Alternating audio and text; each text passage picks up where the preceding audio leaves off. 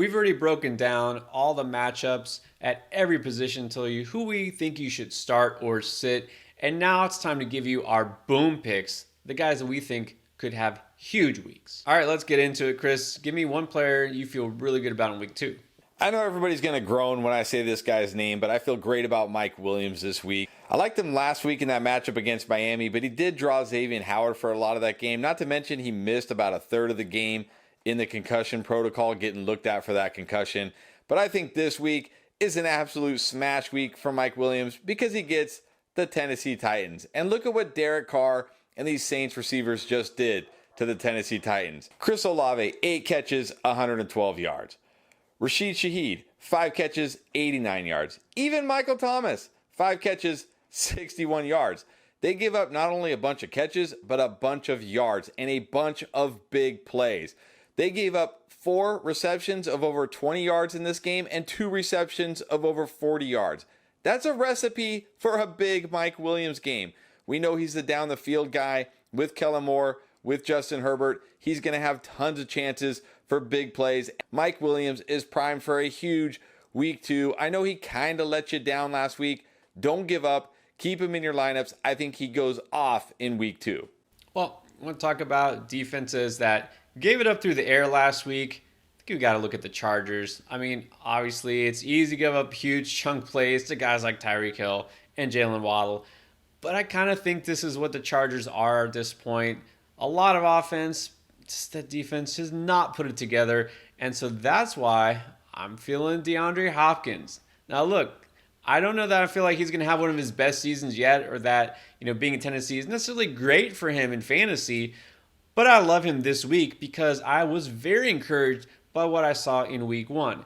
Now, I know that pass offense overall, and the quarterback is just not good at all, right? Being tied at Ryan Tannehill is not a great thing, but when he was passing and when he actually completed passes, it's like they were all to DeAndre Hopkins.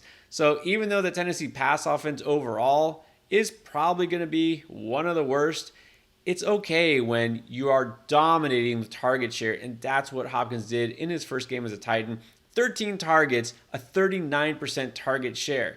So if he's going to continue to get those looks, he's going to produce, right? The next closest guy only had 7 targets, and that was Nick Westbrook-Ikhine. He had a ton of air yards, 130 air yards, which was 6th most for week 1 among all wide receivers. And now we're talking about facing a Chargers defense. They gave up 375 yards just to wide receivers last week. And that didn't all go to Tyreek Hill, I promise. So look, Hopkins overall, he's going to have his ups and downs. I feel like this is still going to be an up. He's going to get targeted a ton against a weak secondary. I'm taking that every time. Think he's going to have a huge game.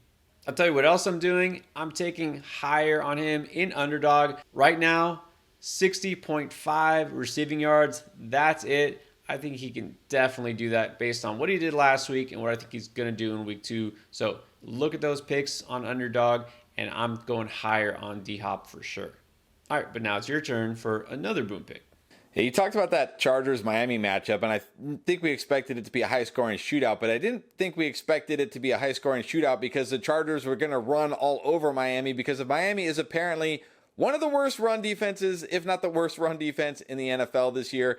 And that is great news for Ramondre Stevenson because he gets Miami this week. You might be worried about Zeke, and Zeke was certainly more involved than I'd like to see last week, but Ramondre was still clearly the guy, had 12 carries last week. And against this Miami defense that not only was the worst rush defense in terms of success rate against the run, they were twice as bad as the next worst run defense. They are miles worse than everybody else. Ramondre Stevenson, if he gets 12 to 15 carries in this game, he's going to have a monster rushing game. And we already know what he can do in the receiving game, in a game where the Patriots are probably going to be playing from behind, having to throw the ball. He's going to catch dump-offs as well.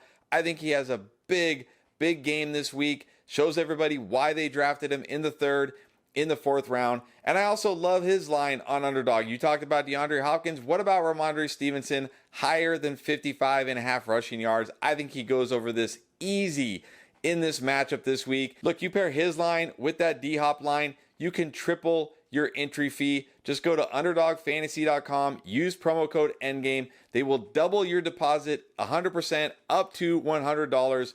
Free money in your account right there. Use promo code ENDGAME, Underdog Fantasy. Take those picks, triple your entry.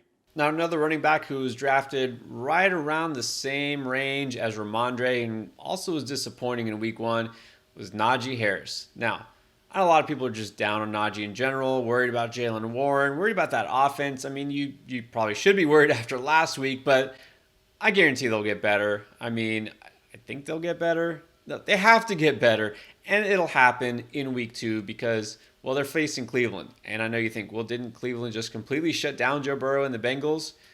Sort of. I mean, look, that pass rush, that secondary is legit, but I think that was more about Joe Burrow just not playing at all in the preseason, not being maybe 100%. The weather was a factor. There's just a lot of different things here, and the Bengals really just struggle against Cleveland in general. Well, Pittsburgh, they know Cleveland, and they know that they're going to need to get back to the basics. They're going to need to run the ball. They're not going to want Kenny Pickett to try to win this game on his own. They're going to try to keep it in Najee's hands. Look, Najee just didn't even have a chance to get going. We can't even judge what he did last week because he didn't get the ball. He only carried it 6 times because they were losing so badly. Najee will be fine. He's going to get touches this week, and that Cleveland run defense actually isn't that great. In fact, last year, they were bottom 5. So I get that the pass rush is good and you worry about Pickett and the receivers. Maybe you shouldn't worry about Najee. I think he's going to get his opportunities. He's going to be effective. And even last week, Joe Mixon, in a game where they were losing and conditions weren't great, he actually averaged 4.3 yards per carry, which I guess for Joe Mixon at this stage of his career, I think is actually kind of encouraging. But I think that's, again, Cleveland having that vulnerability to the run. Najee will also catch passes. And if Deontay Johnson, who's banged up, doesn't go, Najee will get even more touches. I feel good about his chances. I think he could have a surprisingly good week. All right, now, who else are you feeling good about? Yeah, I'm feeling good about Amari Cooper, another wide receiver, kind of like Mike Williams, a boom-bust type who did not boom in week one. But there's reasons to be encouraged because they get the Steelers. You just talked about Najee Harris. I'm on the other side here with Amari Cooper. And you think the Steelers, they're a good defense, and you're right. But apparently, they're not good against the pass because Brock Purdy and Brandon Ayuk torched them last week. And Amari Cooper is more of the Brandon Ayuk type than Elijah Moore is in this offense. And I think that's great for him this week. Deshaun Watson, yeah, he got off to a slow start last week, but he looked good in the second half. Looked like he was getting more comfortable. I think that only continues this week. Amari Cooper, I think, is going to bounce back in a big-time way this week. There's nobody in this secondary that scares me. I mean, Brandon Ayuk is making Patrick Peterson look silly in that secondary on Sunday. Amari Cooper is one of those guys who can always hit a big play. He's a number one receiver here. They're going to throw it more. It's not going to be a game like last week where they're just dominating and don't have to throw the ball. I think it's going to be a more competitive game. Amari Cooper, primed for a big bounce back. He disappointed you in week one, but I think he helps you take home the W in week two. All right, now if you're getting deeper, looking for a nice flex play or a wide receiver 3 type, I'm going to go with a guy that was a popular sleeper, at least in the endgame community for us. I'm going to go with Nico Collins in Houston. Now, his week 1 numbers were pretty nice. And you say, well, okay, that's 1 week. We can't get carried away. Maybe it doesn't happen again. But here's some underlying metrics that prove that this guy could be legit. So first of all, not only that he was the leading target for the Texans in week 1, but also there's a guy that we follow, and I think, Chris, you're the one who put me onto him, Jacob Gibbs on Twitter. He works CBS Sportsline, does some great research. And one of the things that he just dropped was the fact that a lot of times the first down target share for wide receivers is the most important telling metric because those first down targets are worth 19% more as far as value and weight that they carry for future yardage and fantasy points. Bottom line, guys who are getting targeted on first downs at wideout, they're going to be your studs. And if you look at the list of the guys who were targeted the most last year, they were all the stud receivers. Well, after week 1, Nico Collins is on that list. He's tied for 4th in first down target share with the other standouts from week 1 like Puka Nacua and Jacoby Myers. Will it last all year? Well, it's too early to say, But I will say we know Nico Collins is number one receiver in Houston, and we know Houston is willing to pass a lot. And I know they're playing Indianapolis this week. And last week, Indianapolis gave up a bunch of yards to Calvin Ridley and to Zay Jones. I feel pretty good about Nico Collins this week. He's going to be a guy who's going to get steady target volume, and that's what you're looking for. So in a nice matchup like this, I think he could have another big game. All right, let's go with another who you think is going to go off in week 2. Last week, your boy Tua put up video game numbers, but this week, I think it's going to be Justin Herbert because he gets the Tennessee Titans. Look at what Derek Carr did to the Tennessee Titans. Over 300 yards passing. Granted, he only threw 1 touchdown, but he's Derek Carr. This is Justin Herbert. And unlike last week, where Austin Eckler had a great game rushing the ball, and even Joshua Kelly had a nice game running the ball, they're not going to be able to do that against the Titans, and it's not really how you want to attack this defense anyways. You attack this defense through the air. Justin Herbert is going to have a monster game this week. I would not be surprised if Justin Herbert is the number 1 scoring QB, over 300 yards, multiple touchdowns this week. I already talked about Mike Williams. I like Keenan Allen too. I think this whole Chargers offense lights up this Tennessee secondary, bounces back from that tough loss last week against Miami. Justin Herbert primed to have quite possibly the biggest quarterback day this week and help teams win their matchups. That Herbert Williams stack might be a week winner. Sounds like it. All right, so I'm going to go with a rookie receiver here. And on Thursday night, the Vikings and the Eagles could be a high-scoring game. Well, we already know what Justin Jefferson is going to bring to the table, but that's just going to continue to benefit a guy we were high on, Jordan Addison. So we weren't sure what to expect in his debut. I mean, not huge numbers, but he did score a touchdown, and we saw why, because the defense is worried about Justin Jefferson.